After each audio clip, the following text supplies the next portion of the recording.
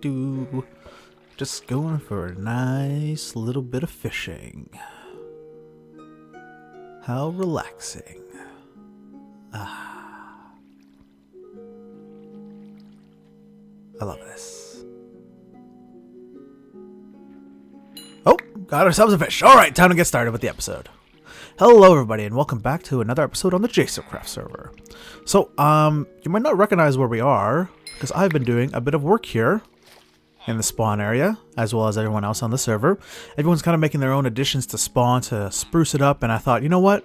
I should pitch in as well. So I did a bit of terraforming here, and I made this nice little pond, or lake, or, you know, whatever you want to call it. So it's really nice. Take a look at it here. So the path over here, originally I was going to put my shop in this spot, but I thought, you know what? You know what would go really nice here? A shop. I mean, a shop would be nice, but I meant I made a pond. A pond would be really nice here. So this is a similar design to something I made on the anti-common server. And basically it looks like it's a nice little pond here with some ancient ruins. I have a dib style bridge, which is similar to the builds on the other side. And over here is like a little like broken ruin kind of thing where there's like some pillars and some lights which have toppled over and become, you know, decrepit over time. And this is like a nice little just like enclosure, I guess, for part of the wall. There's a bed here. This is because in spawn we actually don't have all that many places to sleep away the night. There's my stump and a couple other ones, but I wanted to include one on this side. And there was this villager just kind of running around above, and I thought, you know what, I'm gonna catch him, and I threw him in here, and this is where he stays now. Unfortunately, he isn't, he's not very good for the trades, but, you know, he's a nice little addition to spawn. He also, we kind of have dark spots every so often, because, you know, other people on the server don't really light it up like I do, and we get zombies sometimes, so I thought, you know what, he's a good deterrent against the zombies, so he does actually help too. I've seen a couple zombies just kind of standing up here. But, oh, look at this. From every direction, I really like how this turned out. It looks really nice. And I also did kind of like this pathway here. This is actually going to where our shop is actually going to be now. So we're going to be setting up our shop here instead. This was actually Ofer's idea. He thought, you know, over there, I originally wanted to have it above the water, kind of like floating in like a cloud or something like that. But he thought, you know what, it would probably look better just to build it on over here. And it takes up another space in spawn while still having like this nice little pond area. So I thought, you know what the hell? Let's do it.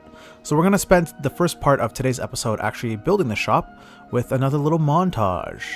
And Ofer's shop over there, we're not going to copy it this time.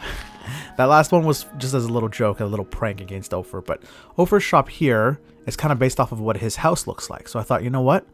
I'm going to kind of do the same with mine. Because if we actually go and look over, so this is what his shop looks like. If we actually like take a peek at his house, you can kind of see it looks very, very similar. And I kind of wanted to do the same kind of effect with my house. Kind of build my shop in the same kind of image, but, you know, with a different design kind of thing. And the quartz, a lot of these like shops in spawn actually incorporate a lot of quartz, so it'll definitely suit the architecture of the area. But without further ado, actually, let's get straight into building, shall we?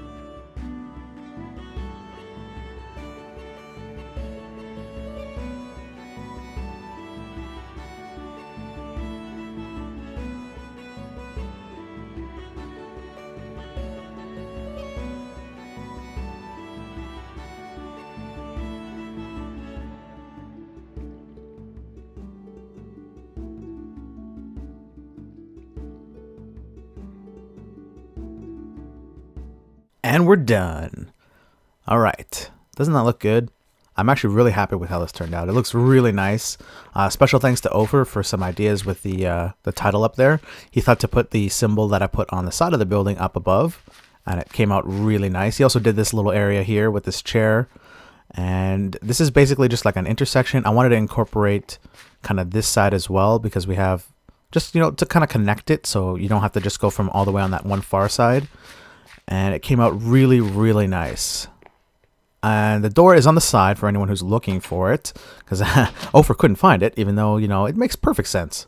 So over here, I'm probably going to put in a villager, just as like a little, you know, manager or like a store keep. We have a little bit of a display case here. We'll get into that in just a second. I've actually wired that up and everything. So actually, we'll go up here and I'll kind of show you a bit of how it works. So we have these dispensers and hoppers here in this track. So basically what happens is there's a minecart that goes. If we go down here, we can actually go and take a look at it. And they basically get dispensed into there. Over here is a timer. So here's the minecart. So basically, when this is powered, it's disconnected right now. The minecart will go and pick up the blocks that are picked up from these hoppers here when these torches are deactivated. And that's deactivated when the block in there actually despawns. So it'll be a despawn timer. It's then picked up, and then the minecart comes up the track over here, and then it drops off one item into each of these display cases, and then over here it powers this, which then causes the line of redstone to power the dispensers, which then dispenses the item into the display case, and it also dispenses another item over here for the timer, which I've filled up with a bunch of stone, so hopefully the items won't despawn. I did a little bit of testing and it seems to be working fine. So it should be okay to actually put in the elytras. I'm going to be using a regular elytra and an elytra that's enchanted as like the displays for what the shop is selling up above there. And it should be okay to run it. With all the items in there and this being powered, it should just like pick up. And then if it doesn't... yeah, I'm pretty sure it's safe. It's not going to despawn. The timer's there and everything. The one downside to this design is that if the timer does run out, the minecart will just kind of be going along the track, just, you know, dispensing it, picking it up. This will be powered again. You know, the huge cycle. And it might get a little annoying to hear that in spawn, but it shouldn't happen for quite a while. And even if it does, I can always just come by and throw some stuff in. So we're going to grab our elytras here, and now all I need to do is actually go and get an unbreaking book, because I'm going to properly enchant this thing. All right, we're good to go. I went and enchanted the one elytra. I had to go and actually get another unbreaking book in the gold farm. Just get a bit of redstone. Oh, actually I have dust, never mind. I have to reconnect it down below. So let me think. So these should probably be put up above, right? Zap's elytra, I also named it.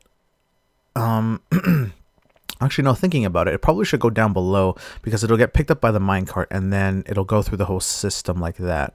So before we go and connect it into here, I'm going to drop the hopper or the elytras into the hoppers here.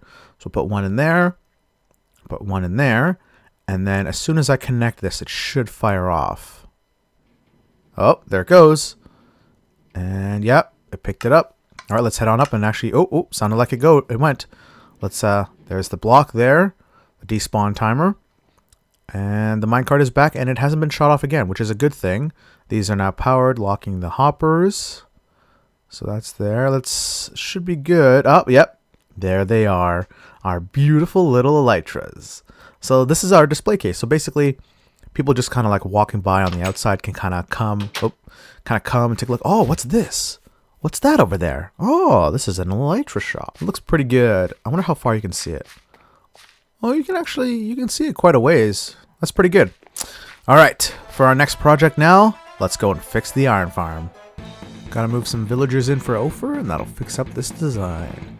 He wasn't able to do it, but I got my own tricks, and we're gonna fix this thing. Good as new. Ready to drop on in? There we go. Oh, wait, no, come back. No, where are you going? No, stop it. I can't hit him. I'm going to break something. Stop it. Quickly block it off. Okay, you can't run from me. Let's get you back to where you're supposed to go, shall we?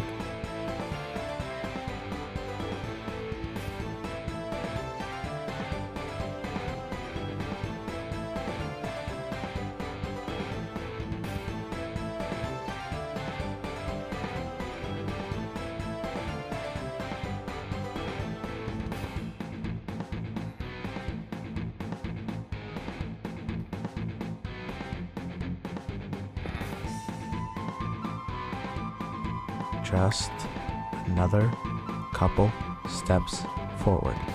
And, oh, there we go. Perfect. He's in. I just need to put half slab here to make him go up. Come on, let me place it. There we go. Okay, and jump over. Alright, I'm going to break this. Don't run.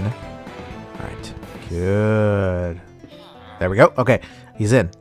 Ha! Perfect. Oh, no, I didn't put the glass. No. Go back for me. Please go back. Yes, stay. Haha. Got him. That's 1 villager down, 2 to go. Nice. The minecart pushing, not the best option in the world, considering the distance I have to go.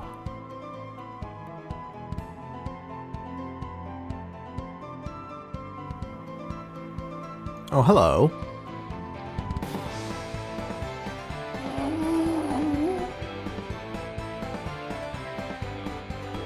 Number 2, dropping in. Going in. There's your video proof, Ofer. That's at least 1 in there. Good. Picking up the 3rd and final villager. There we go.